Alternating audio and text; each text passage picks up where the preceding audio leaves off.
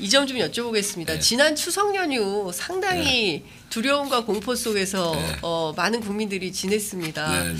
다치지 말자, 아프지 말자. 그랬어요. 예, 차라리 시골에 내려오지 말아라. 예, 이게 어머님들의 당부셨는데요. 이게 지금 여야 의정 협의체는 어떻게 되는 겁니까?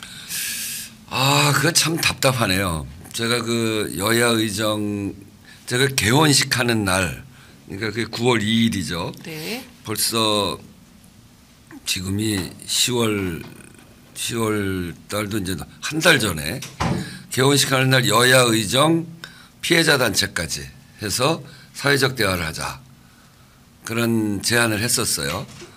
그 다음 날 야당 박찬대 원내대표가 교섭단체 대표연설하면서 여야 의정이라는 이름을 붙여가지고 협의체 꾸리자 이렇게 얘기를 했고, 네. 그리고 그 다음에 한동훈 대표가 그걸 받았죠. 네. 그래서 정부도 하겠다고 그러고, 그래서 뭐 좀 될 줄 알았어요. 네. 결국 그게 한 자리에 앉아서 솔직하게 문제를 풀어놓고 이야기해야 어디까지가 어렵고 어디까지는 해결 가능하고, 또 그런 문제들을 해결하기 위해서 또 다른 조건은 무엇이 있고, 이런 것들이 얘기가 되잖아요. 네. 그래서 함께 모여서 얘기하는 게 굉장히 중요합니다. 그렇게 얘기를 했는데 그게 될 듯 말 듯, 그래서 추석 때 들어가면서 저도 그때 특검법 막 하자고 9월 12일 날 특검법 하자고 하는 거를, 지금은 국민의 모든 관심이 이 불안, 여야 의정으로 의정 대란을 해결해 달라라고 하는 게 국민적 요구인데, 특검법 가지고 추석 시작할 때 여야 정쟁을 또 세게 3일 동안 싸워야 되는데 그거 되겠냐, 그래서 그걸 19일로 미뤄가면서까지 시간을 만들어줬단 말이에요. 네. 그런데 결국 안 됐어요. 예.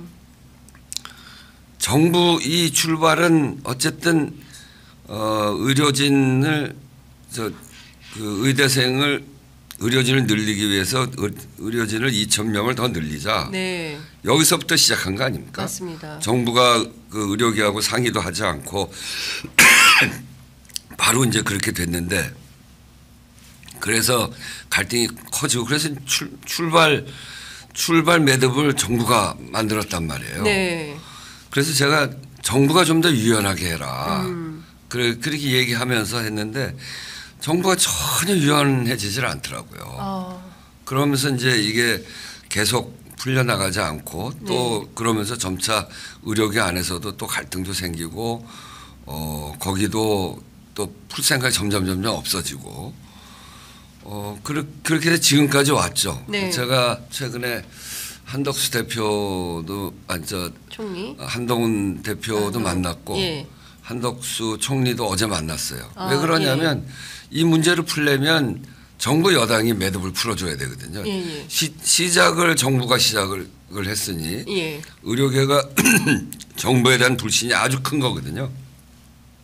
그래서 정부가 매듭을 풀기 시작하고 유연해져야 된다, 이 얘기를 한참 했는데, 한동훈 대표는 지난번에 얘기해 보니까 저랑 되게 비슷해요. 한동훈 대표요. 의장님과 견해가 대체로 그러니까 거기는 문제를 꼭 풀어야 돼. 제가 그렇게 문제를 풀려고 하는 의지가 필요하고, 그리고 이거를 시작하자라고 하는 결단이 필요하다. 이렇게 얘기했더니 자기 딱 일치한다. 두 번째는 아무런 전제 없이 만나서 솔직하게 이야기를 해야 문제를 풀 수 있다. 제가 을지로위원회에서 협상 많이 해봤잖아요. 아주 어려운 문제도 다 풀었잖아요. 그건 뭐냐면 이거는 이렇게밖에 못해. 이렇게 시작하면 안 돼요. 그렇죠. 그것도 다 열어놓고 이거 이렇게 할 수밖에 없는 조건을 쭉 설명을 하고 그러면 그쪽이 납득하잖아요. 그런 속에서도 이게 100만큼을 한 거라면 다 납득을 해서 그러면 5만이라도 그러면 떼어라. 그러면 그런 속에서 조금씩 조절을 해준, 이렇게 하면서 다른 조건을 또 채워가, 그게 협상이거든요. 그렇게 하자고. 어제 제가 한덕수 총리한테도 그렇게 얘기를 했어요. 한덕수 총리도 와서 똑같이 얘기해요. 아무 전제 없이 만나서 이야기하는 게 중요합니다. 예. 의장님 도와주십시오. 그래서 제가 나도 그렇게 생각하는데 아무 전제 없이 이야기를 하면 거기에서 논의된 거 가지고 최종적으로 조정할 필요가 있을 때는 조금씩 조정할 수도 있다. 네. 그런 게 다 반영되어 있는 거 아니겠냐. 그런데 제가 보기엔 좀 더 유연해져야 될 것 같더라고요. 예. 그러니까 지금 한덕수 총리도 의장님 도와주십시오라고 할 정도면 정부도 해결해볼 의지나 노력은 하고 있는 걸로 보이는데 네. 대통령실의 입장도 사실은 대통령실의 입장이 어찌 보면 더 중요한 상황이 돼버린 거 아닌가라는 생각이 좀 근데 듭니다. 한덕수 총리가 되게 이제 대통령 입장을 반영하고 있는 거 아닌가 싶어요. 제가 보기에는 예. 아직은 덜 유연한 것 같아요. 덜 유연하다. 네. 근데 이제 의료계에서는 뭐 예컨대 지금 뭐 보건복지부 장차관의 경질 문제를 계속 얘기를 하고 있고 더 중요한 것은 이제 2025학년도, 2026학년도 의대 정원 문제를 어떻게 할 거냐. 이제 관련해서 장상윤 사회수석은 이미 활시위는 떠나버렸다. 논의 자체가 불가하다라고 이제 선긋기에 들어간 것 같습니다. 이 문제도 앞서 말씀 주신 그 입법과 거부권이 계속 되돌이표로 반복되는 것처럼 여야 의정 문제도 그렇게 되는 거면 이건 끝간데 없는 대립과 갈등만 계속되는 거 아니겠습니까? 그러니까 만나야 되거든요. 만나야 된다. 만나서 충분히 설명을 해야 돼. 이게 네. 하루아침에 이 조건 5개씩 써갖고 맞을래 안 맞을래 이렇게는 안 되잖아요. 네. 우리가 갖고 있는 조건은 이건데 예. 왜 이렇게 됐는지 지금 상황은 어떤지 이거는 어떤 의미를 갖고 있는지 이걸 충분히 설명해서 상대방을 납득시켜야 됩니다. 또 상대방도 그런 조건을 갖고 와서 충분히 설명해서 납득시켜야 돼요. 제가 다뤘던 현안 여러 가지가 있는데 그중에 제일 어려웠던 현안 중에 하나가 김용균 산재사고 예. 때였어요. 예.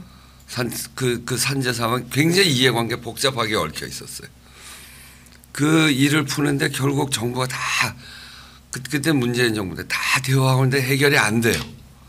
해결이 안 되는 걸 그럼 내가 해보겠다 그래서 와서 4일 밤낮을 토론을 했어요. 나흘 밤낮을. 네. 내 국회의원 사무실에서 예. 집에 가지도 않고 그래가지고 4일 밤낮을 토론을 해서 그쪽도 조금씩 양보하고 정부도 조금 양보하고 이렇게 해가지고 마지막 합의를 딱 해서 구정 명절날 아침에 발표했어요. 그러니까 장관도 그렇고 이게 자기 넥타이도 아침에 나가서 발표해야 되는데 자기 넥타이도 준비를 안 해갖고 와서 다른 넥타이 빌려내고 나가고 협상은 그렇게 하는 겁니다. 이렇게 어려운 협상. 예. 그러면 서로 입장을 다 이해하니까 그러면 조금 안 되더라도 예. 저렇고 우리 얘기를 그래도 솔직하게 들어주는구나. 협상의 가장 중요한 건 마음이거든요. 마음을 얻어야 돼요. 예. 그러니까 우리를 일방적으로 제압하려고 한다. 우리를 패싱한다. 네. 우리를 무시해. 이게 제일 안 되는 거거든요. 그거 말고 진짜 니네 존중하는데 지금 조건은 이래. 이게 협상하는 자세예요. 네. 근데 그 협상 자세가 지금 아직은 제대로 안 돼 있는 것 같아요. 그러니까 제압, 패싱, 무시 이게 지금 의료계가 정부에 갖는 기본적인 마음 아닌가. 그런 점에서 예. 하여튼 제가 대한민국에서 가장 협상을 많이 해본 사람이라고 저는 자부해요. 네. 제가 국회의원 되기 전부터 예. 이 상계 쓰레기 소각장 협상부터 국회의원 되고 나서 첫 번째 한 게 경유로나 굴포천 방수로 네. 그다음에 가습기 살균제 협상 을지로위원회 들어가서 그 숱하게 많은 을지로 현안 예. 이런 걸 하면서 정말 어려운 협상들을 끌어왔기 때문에 협상하는 자세를 저한테 와서 좀 배워서 좀 했으면 좋겠어요. 윤석열 대통령이 예? 우원식 국회의장 좀 만나서 협상 어떻게 하는지 좀 배우고 좀 배웠으면 좋겠어요. 좀 배워라 이런 말씀 좀 주셨어요. 상대를 인정하고 존중해야 네. 협상이 되죠. 상대를 무시하고 그렇게 하면 무슨 조건을 아무리 제시한다고 해도 우리 시혜적인 거 필요 없어. 네. 우리는 무시하고 왜 시혜적으로 해. 네. 이렇게 되죠. 그렇게 된단 말이에요. 맞습니다.